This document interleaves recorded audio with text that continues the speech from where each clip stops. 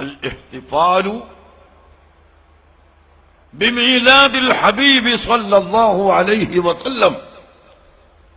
നബി സല്ലല്ലാഹു അലൈഹി വസല്ലം തങ്ങളുടെ ജന്മദിനം കൊണ്ടാടുക, അവിടുത്തെ ചരിത്രങ്ങൾ പറയുക, അവിടുത്തെ പ്രശംസകൾ പാടിപ്പുകഴ്ത്തുക, നബി തങ്ങളെ ഇകഴ്ത്താതിരിക്കുക. ഇത് ചെയ്യുന്നവർക്ക് മാത്രമേ യോജിച്ചു നിൽക്കാൻ കഴിയൂ.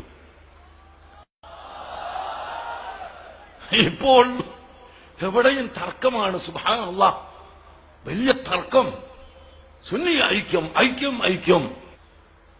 സുന്നി ഐക്യം എന്ന് പറഞ്ഞപ്പോ എന്താണ് സുന്നി ഐക്യം എന്ന് മനസ്സിലാകാത്ത ചില സാധുക്കൾ ഇങ്ങോട്ട് നിങ്ങൾ നമ്മുടെ സംഘടനകൾക്ക് ഇങ്ങോട്ട് വരി, ഇവിടെ ഒഴിഞ്ഞെടുക്കേണ്ടിട്ട് 5-6 ആളെ സീറ്റ് തിരിച്ചു വരൂ എന്ന് പറയും. സുന്നി ഐക്യം എന്ന് പറയുന്നത് സംഘടനാ ലയനം അല്ല, സംഘടനാ ലയനം അല്ല. സംഘടന ഇവിടെ എത്രയുണ്ട്?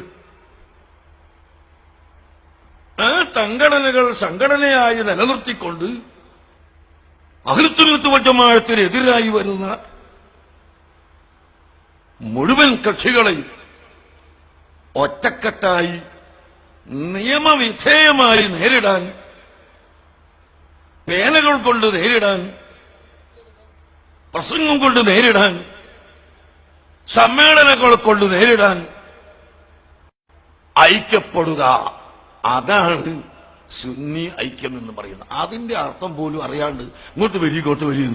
ഞങ്ങൾ സംഘടന അങ്ങോട്ടും പോകണ്ട ഇങ്ങോട്ടും പോകണ്ട. നിങ്ങളുടെ കയ്യിൽ സംഘടന ഉണ്ടെങ്കിൽ നിങ്ങൾക്ക് അതുമായി നടക്കാം. ഞങ്ങളുടെ കയ്യിൽ സംഘടനയുണ്ട്.